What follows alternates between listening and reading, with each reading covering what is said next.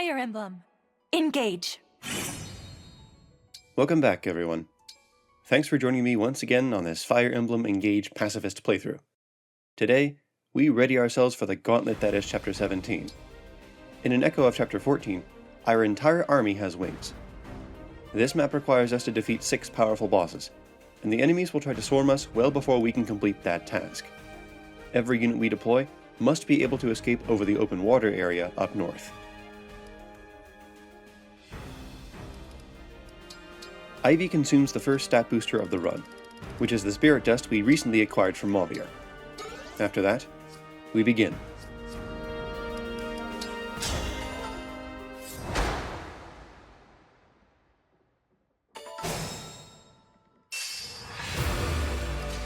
On turn 1, we have 2 goals. The first is to lock down the 3 enemies to the north, but they're not quite in the right formation. Kagetsu can fix that with his trusty Iron Blade. Now that all 3 are bunched up, Hortensia can freeze them in place with Dreadful Aura. She uses Thunder, just like her big sister did in the last map. The 4% crit chance is unfortunate, but there's nothing we can do about it. Alright. Goal number 2 is to bait out Griss. Every boss in this map has a dark emblem, and the one Griss has chosen is Celica. That means he can separate himself from his troops using Dark Warp, which we previously saw back in Chapter 11. These ice blocks will force Griss to attack from 2 spaces north of Kagetsu. Alear has taken HP and resistance tonics to make sure Griss cannot one-shot her, while Diamond is protected by a lesser-known mechanic. Units that are engaged with emblem rings take 20% less damage from enemy engaged attacks. There is a second benefit to engaging with Byleth early. I hear you. It reduces the amount of time between using the first goddess dance and charging up the next one. We're going to need as many of those as we can get. Tell me what to do.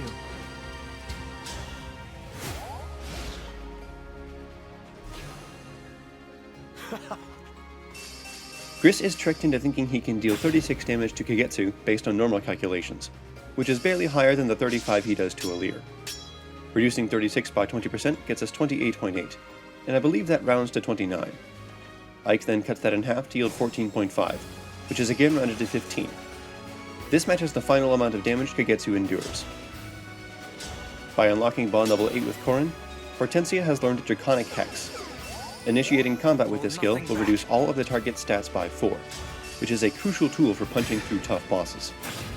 Kagetsu doesn't need the help here, but we want to finish off Griss's second health bar with Ivy. This will allow her to start building up a very important Speed Taker stack. Goldmary has immediately reclassed into a Wyvern Knight. With a Speed Tonic, she barely doubles a debuffed Griss. Folkvanger is used here due to its high accuracy and low weight. Ivy is now able to eliminate our first boss. She does so from next to Alear and Kagetsu to benefit from supports.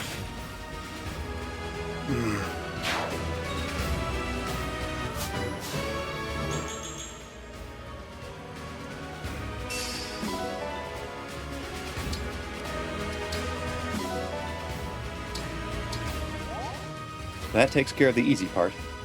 Now we need to fly north. Many enemies start pursuing us on specific turns, so the faster we can move, the more flexibility we'll have. Because of this, we want to use goddess dances frequently.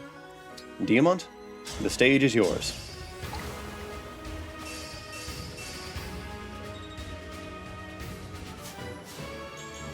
That's level 8 for Diamond. We want him to be as bulky as possible toward the end of the clear, so every increase to HP and defense is welcome. The next enemy group contains 3 halberdiers and 2 sages. Now that Kagetsu has his action back, he can lure most of this group out of the way. Equipping a slim sword prevents him from countering, because the one-range halberdiers are guaranteed to break him. A vulnerary supplements Alear's earlier healing, to keep him full of vigor. Meanwhile, Hortensia covers the southern flank.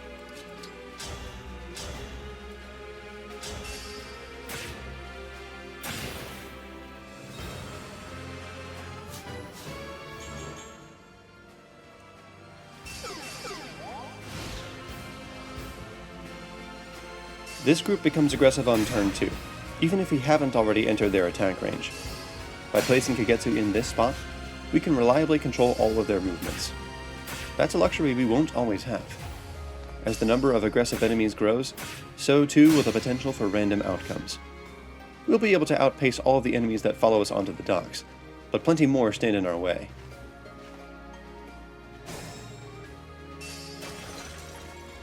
Hortensia has one more turn with Corrin engaged.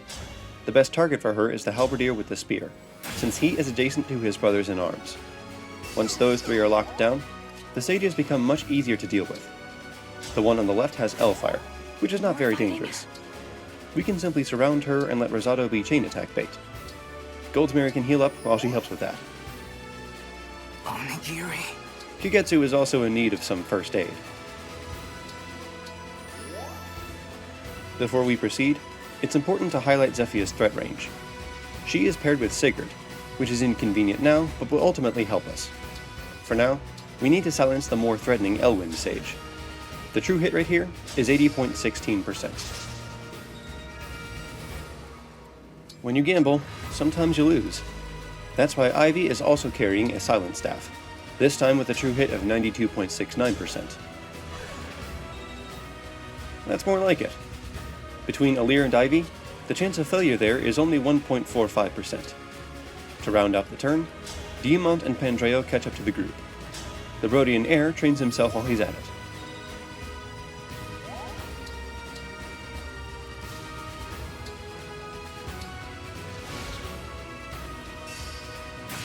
Rosado has bulked up significantly for this fight. Between tonics, the Sharina Bond Ring, and a skill inherit, he has 7 HP and 6 defense more than base.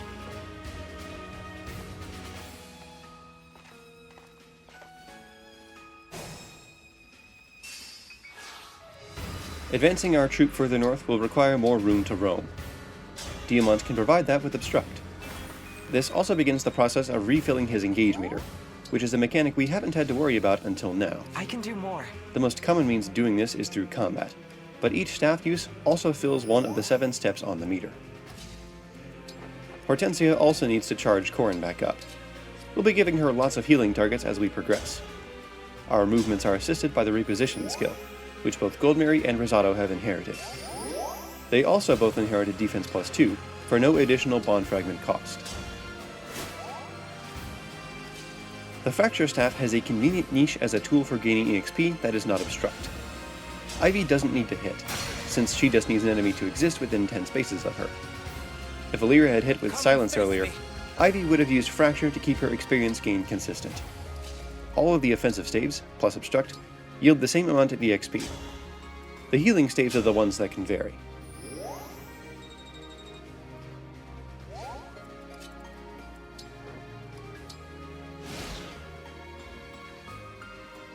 Turn 4 enemy phase is when another collection of enemies starts moving. This includes one of the 2 corrupted worms, which can attack up to 4 squares away. We can't turtle over the water forever, or else that threat will become reality.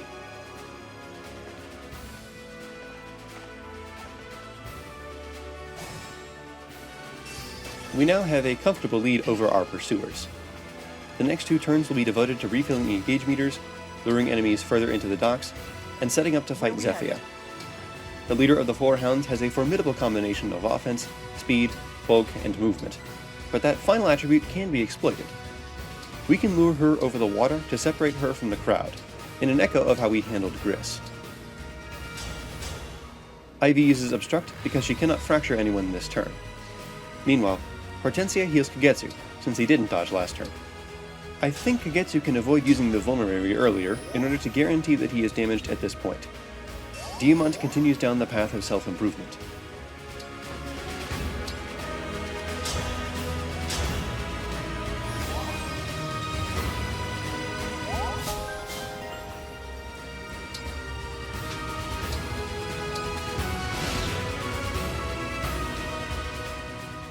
During combat, engage meters refill by 1 step per attack. This means that doubling the opponent will charge up the meter more quickly, as well allowing the enemy to counterattack. It's very convenient that the Sage with L-Fire moves before the one with Elwind, since that allows our flyers to participate in several rounds of safe combat. Turn 6 is when we lure in Zephia. We need to be ready to defeat her without Byleth's help, so the goal is to have her attack with her Levin sword. This weapon brings her speed down from 28 to 26, and it will be further reduced to 22 after Draconic Hex. This will make her easier to double, and easier to hit. Thanks to Sigurd, Zephia has Canter. To negate the randomness that this skill can introduce, we intend to bait our foe into a trap. If she cannot kill with a normal attack, Zephia prefers to perform an override. With the proper arrangement of sufficiently durable units, we can force her into a position she will be unable to escape from.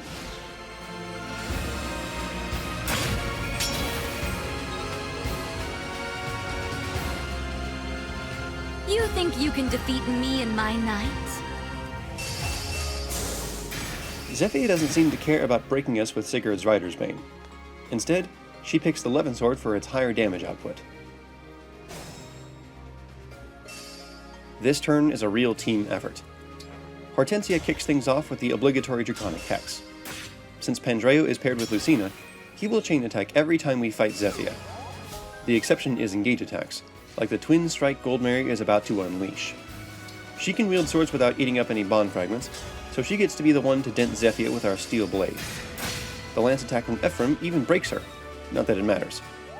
As long as one of two chain attacks lands, Zephia will hit 0 HP before she has a chance to counter.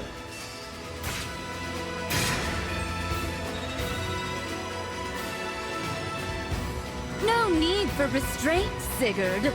Run wild.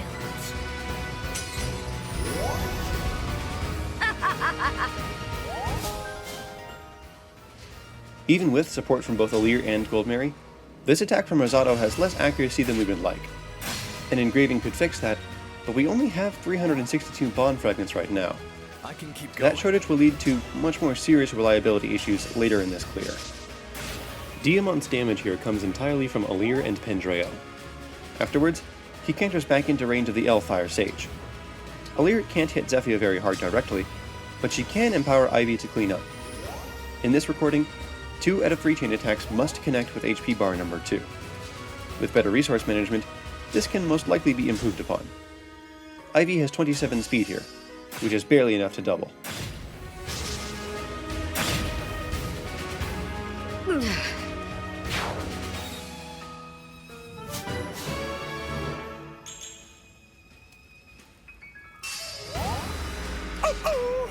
Pandreo keeps Diamant in fighting shape, so that he can continue to build his engage meter. He only needs one more round of combat to bring Byleth back online.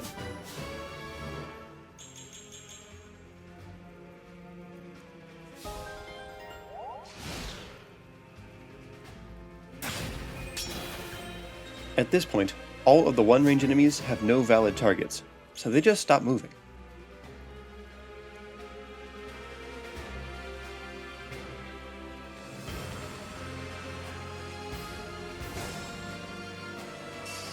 Two bosses down, 4 to go. Fortunately, none of them are as problematic as Zephia. The closest one is Veyle, and once we aggro her, another large enemy group will chase us down, this time with 6-move paladins. Veyle has Marth equipped, so we want to avoid getting obliterated by a Lodestar Rush. Ivy can safely duel her at 2 range, as long as she uses the Celica engraved Fire Tome to negate any crit chances. While she's here, she blocks the path of the nearby Sword Paladin. We don't want him to attack Ivy.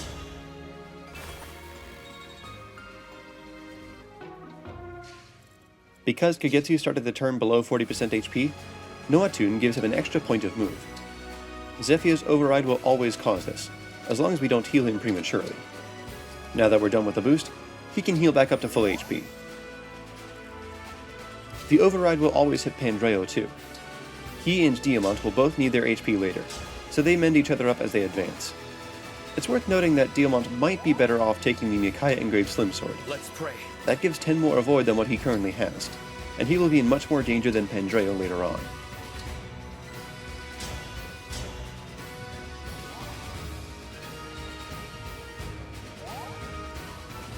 After a reposition, Kagetsu will be within range of the Sword Paladin. This controls his movement, since he can only attack from the south.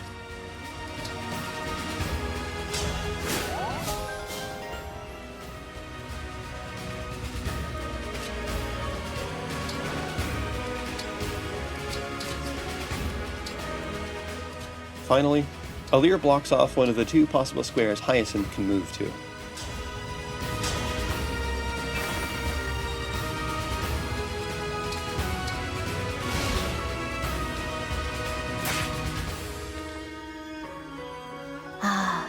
Can you defeat your...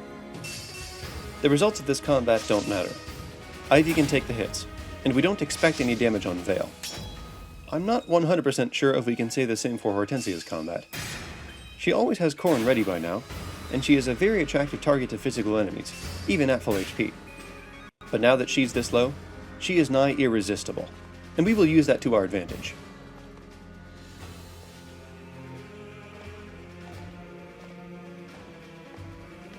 The soldiers by the docks now have valid targets. Perhaps if we had deployed a ninth flyer like Chloe, we could keep this group distracted. In retrospect, using a free staff here might be a mistake. Hortensia is about to move to the right of corrupted Hyacinth, and while I haven't tested this, I have a strong suspicion that this Royal Knight would attack her from 2 squares to the north. If that's the case, it might make the next few turns more reliable. I'm fine. Poetically, Hortensia is the first to battle her father's shell. Hortensia.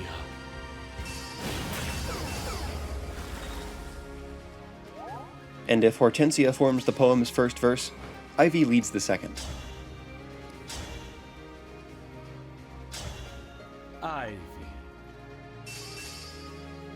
Hyacinth is infamously bulky, but with the spirit dust and the buffs from Alear, Ivy can burn through. He does not benefit from the arms shield skill because adaptability prefers equipping weapons that can counter. Come and face me. Now that Veyle has equipped a heavy tome, Kagetsu can also score a clean 1-round KO. He does so with the recently upgraded Noah Tune +3, striking twice before Veyle has a chance to heal with divine speed. That is only the 3rd level Kagetsu has earned in this run. He has many more ahead of him. Ike is now ready for action once again. We want to preserve his abilities for later, so Pandreo steps in to heal Kagetsu and to get closer to Hortensia. The man has Lucina equipped for more than just chain attacks. Speaking of ready for action, this is where we need Byleth to deliver an encore performance. Diamant unequips his Levin Sword first to make sure the Spear Paladin doesn't try to break him. While he's there, he also grabs the Men's Staff back from Pandreo.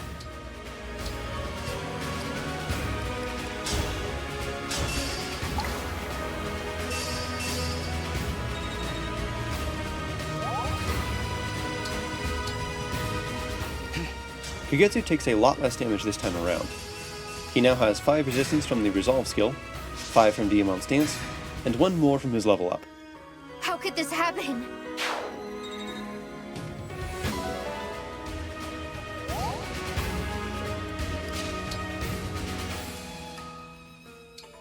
The convoy is now in the guide. Ivy no longer needs her Fire Tome, but she does want a Sigrun engraved weapon and a free staff. We can pretend that weapon is Thunder, so that the optimization from Chapter 13 still makes sense.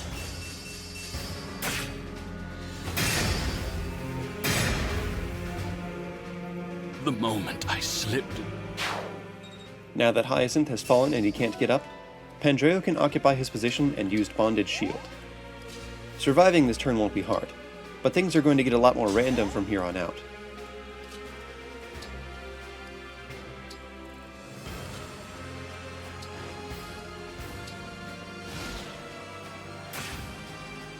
The Royal Knight moves first. The water tiles from Torrential Roar impede her movement to the south, but she could still target Hortensia from the position of the Spear Paladin by Kagetsu. Hortensia's low bulk, along with the water tiles, will ensure that enemies do not block our path next turn.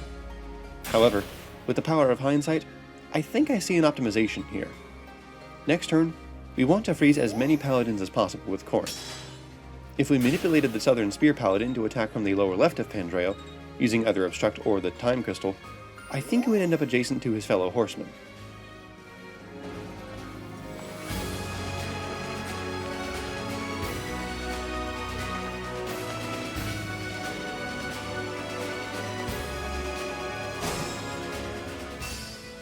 Only 2 bosses remain. Mauvier and Marni are far to the south, paired with Micaiah and Roy respectively. The second corrupted worm has started to approach us from their direction. We need to slow it down.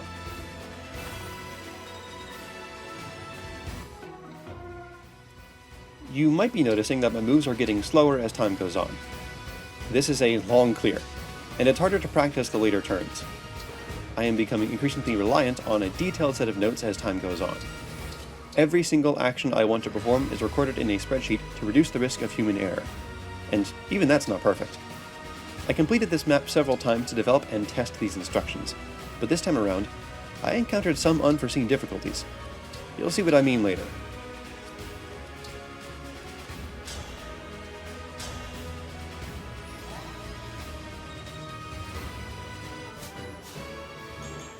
Diamant's level 10 earns him a point of HP and defense. With a Seraph Robe and a defense +1 inherit, this would allow him to guarantee his survival against the 3 Royal Knights near Mauvier. Again, this will be relevant later. For now, Hortensia has to choose which group of enemies to freeze. I prefer to catch ranged enemies in these attacks, because their movements are harder to control. Being able to catch all 3 paladins here would be ideal.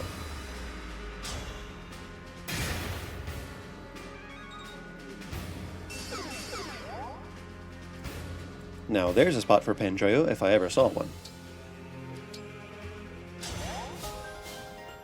Our remaining team members will not be in any danger, so I'll take a short break from commentary here. I'm on page 10 of my script.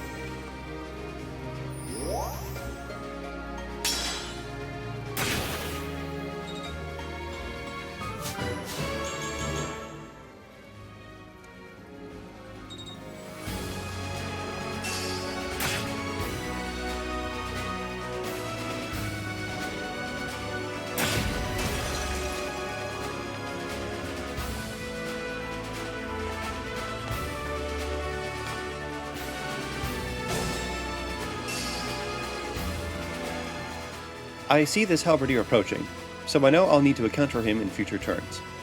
In the short term, we proceed as planned. Ideally, the paladin 3 tiles north of Hortensia would also be next to a spear paladin. That way, Corrin could lock down 4 aggressive red units instead of 3. Give me strong foes. Bonded Shield won't last forever. In fact, we won't even use it on this turn. To retreat from this enemy group, we need to duck into the bottleneck created by the 2 windmills on the left. We will depend on the raw physical bulk of Kagetsu, Goldmary, and Rosado to hold the line. The reason Rosado repos Kagetsu is that he doesn't have enough movement to repo Ivy downward. But if I had swapped his position last turn with Goldmary's, I could also swap their roles on this turn. Right now, Rosado is the most exposed Wyvern in our party, and he also has the lowest defense of the 3. This worked out in testing, but here, it puts him at risk of death. The edit there skips past a mistake that forced me to rewind after a few minutes. I had forgotten to make Diamant unequip his slim sword to drop his avoid. This resulted in a Royal Knight attacking Ivy and dying on the counter. But once again, the power of hindsight reveals an alternative. It would be fine for that Royal Knight to attack Ivy if she unequips her weapon. Furthermore, directing damage away from Diamant now helps him survive later on. It's amazing what you can notice when you stare at your own footage for hours and hours. Hortensia was out in the open, so Pandreo rescued her to safety. We need her to hex Mauvier pretty soon.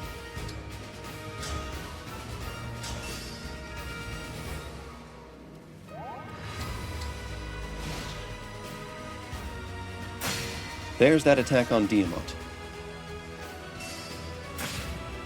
Rosado faces 4 rounds of combat this turn. He needs to dodge at least once.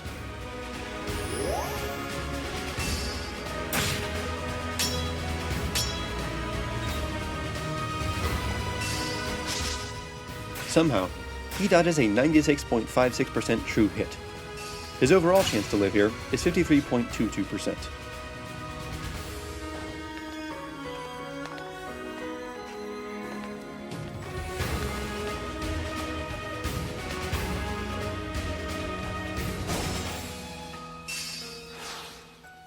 You can basically see me reacting to that near failure. Without a dodge, Rosado would have been brought to exactly 0 HP. Where to? Once again, we need to slow down the corrupted worm. This time, it's Hortensia's job.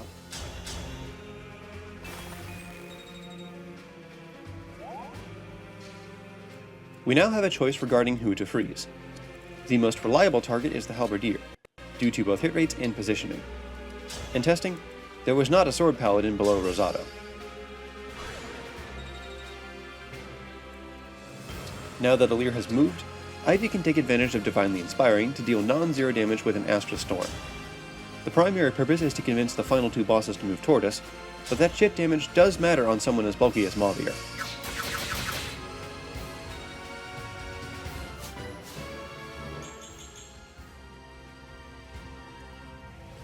Diamant does not have enough time to recharge Byleth before we encounter the final two hounds. At least, not through normal means. There is an Emblem energy tile further south of here, and with a little help, Diamant can reach it next turn. The only issue is survival, like I've been foreshadowing.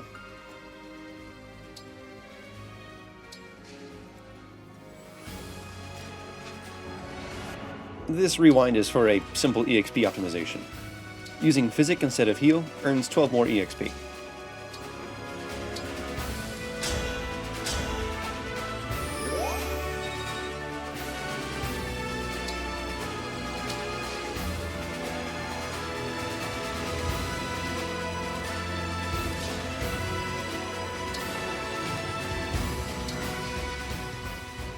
Yet another optimization would be to scrap this redundant Obstruct.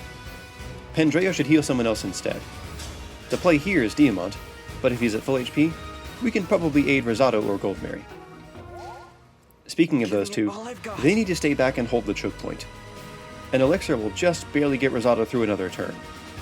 Goldmary won't even be targeted.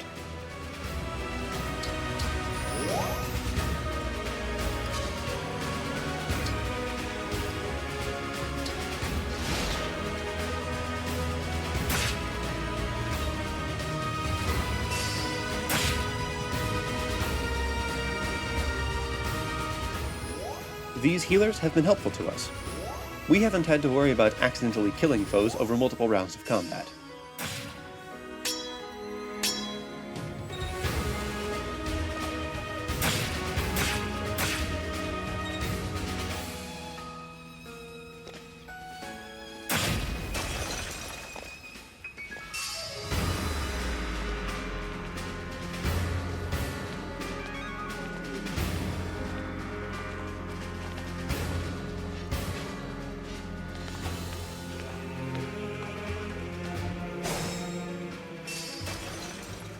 Turn 13. Mauvier is now within striking distance, and Marni isn't far behind. Like I said earlier, Diamant needs a little bit of help to reach the Emblem energy tile. Rosado can take a repo from Goldmary and then pay it forward. My next move required a lot of deliberation. Allow me to skip past that. Our foes are strong. Our foes are strong indeed, especially the one we want to freeze right now. At this point in the run, I still did not understand the value of magic and dex tonics on Alear. Furthermore, for reasons I have been unable to parse, I went against my notes and tried to freeze Mauvier before hexing him. Hortensia has to attack from Diamant's position, so maybe I thought there was some reason to delay his turn. In any case, we are not relying on one freeze attempt alone. Ivy is once again available as backup. She uses a Sigurd engraved weapon to increase her avoid and discourage enemies from attacking her. Despite the shaky hit rates on both staves, redundancy and the true hit formula work in our favor. The overall chance to freeze Mauvier is 90.57%, and with more tonics and a hex, that rises to 96.88%. Two paladins threaten Alear and Rosado, and neither of them can take two hits. But if Alear can only be attacked from one square, then the second paladin will only be able to target Rosado, and they will split up their damage. Using Obstruct here also allows Diamant to decanter into the pool of Emblem energy. Hortensia is a bit behind schedule, but it still works out. She will be the second Elusian princess to damage Mauvier by being next to Alear. Oh yeah, Rosado is badly hurt. He was never this low in testing, so my notes say to Physic Diamant here. This time, deviating from the plan is mandatory.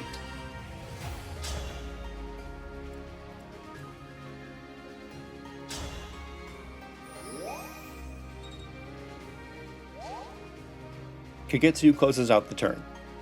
With the buffs from Alear and his augmented axe, he nearly one-rounds a hexed Mauvier by himself.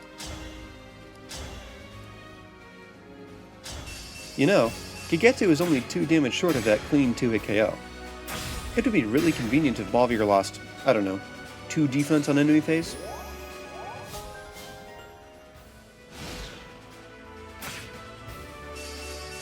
And just like that, the contemplative skill wears off. What more could I have done?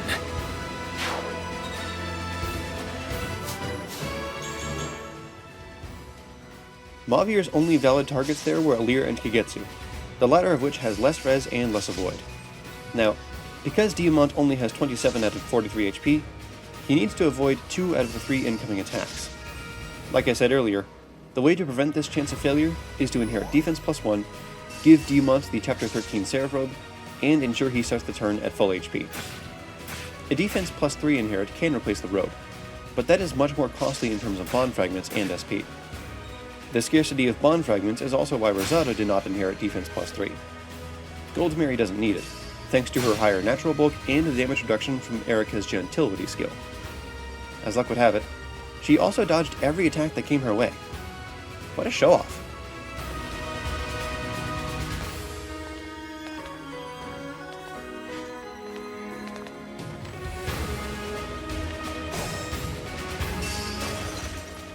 At long last, the final pieces of the puzzle are in place.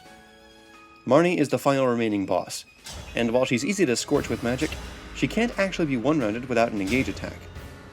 This is due to the holdout skill from Roy. Marni will require 4 total actions to defeat, and that is why Diamant stuck his neck out to charge Byleth up for the second time. Hold nothing back. The Brodian Prince cannot currently move to the ideal Goddess Dance location, 1 square left of Ivy. Kagetsu has an idea of how to solve that problem. The third dance recipient will be Alear. Pandrea would work just as well, since all we need is someone who can wield swords. Marni has 11 resistance, and the Levin sword has 13 might, so any unit can use that weapon to finish off the singular hit point preserved by holdout.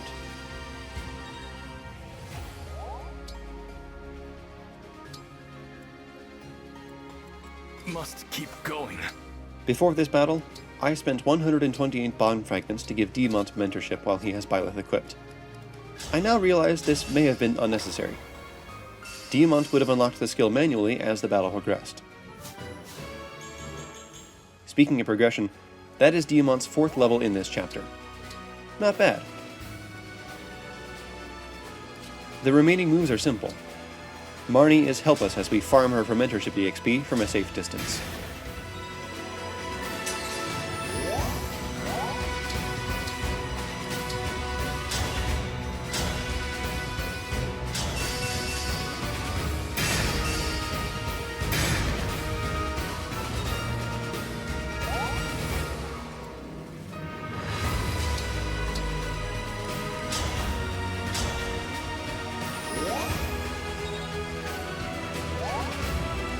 Come and face me.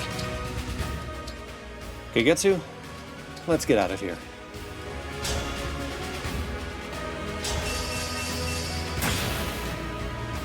No fair, no fair, no fair!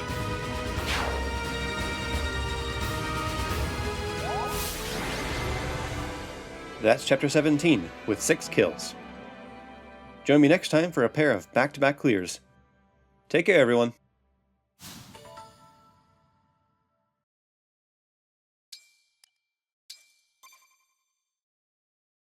Oh.